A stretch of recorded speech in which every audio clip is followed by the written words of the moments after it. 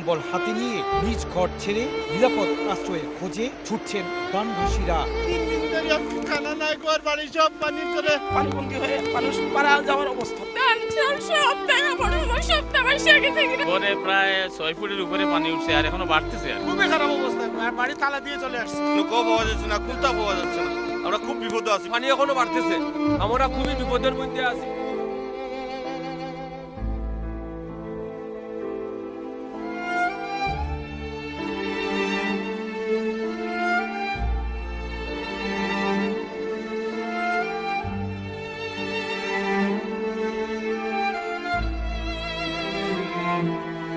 শুধু সীমান্তবর্তী জেলাই নয়, অব্যাহত এই ঢল থেকে রেহাই পাচ্ছে না সিলেট সদর ও সিলেট সিটি কর্পোরেশন এলাকাও। সিলেট নগরীর 10টি ওয়ার্ড ছাড়াও নতুন নতুন এলাকা পানিতে তলিয়ে যাওয়ায় চরম দুর্ভোগে পড়েছেন নগরবাসীও। আমার জন্মের পরে এরকম বন্যা আমি আর কোনোদিন দেখিনি। গ্যাস সিলিন্ডার অফ হয়ে গেছে, সিলিন্ডার নিয়ে রান্না করছে, পানির খুব সংকট। এবারের বন্যা 2004কেও হার মানিয়েছে। আমাদের এই এলাকায় এই বাসাগুলোতে কখনো কোনোদিন পানি দেখি নাই।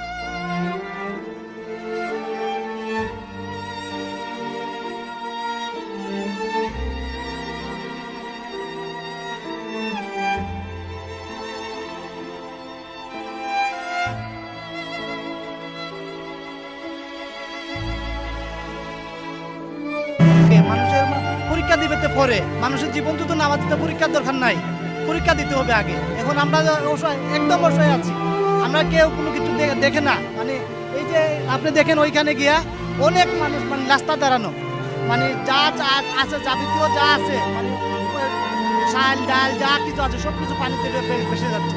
ওরা রক্ষা করার মতো কোনো কিছু নাই। এই যে স্কুলটা যদি খুলে দিয়ে পরীক্ষা যদি কিছু করবে তাহলে সমস্যা নাই। এখন কথা হলো গিয়া আমাদের যে এই স্কুলটা দিলে মনে হয় মানে 200-250-300 মানুষ এখানে থাকতে পারে। আর কিছু কিছু মানুষ এখানে মানে আশ্রয় নিলে মানে হয়তো প্রাণ সামগ্রীগুলো মানে বাঁচতে পারে।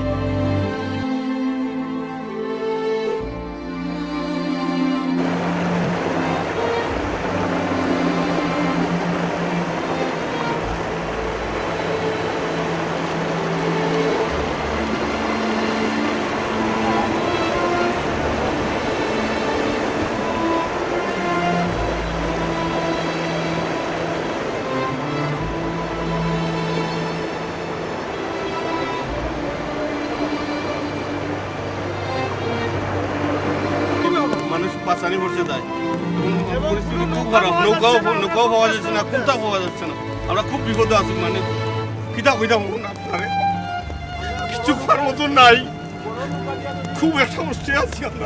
যদি বড় নৌকা পাওয়া যাইতো।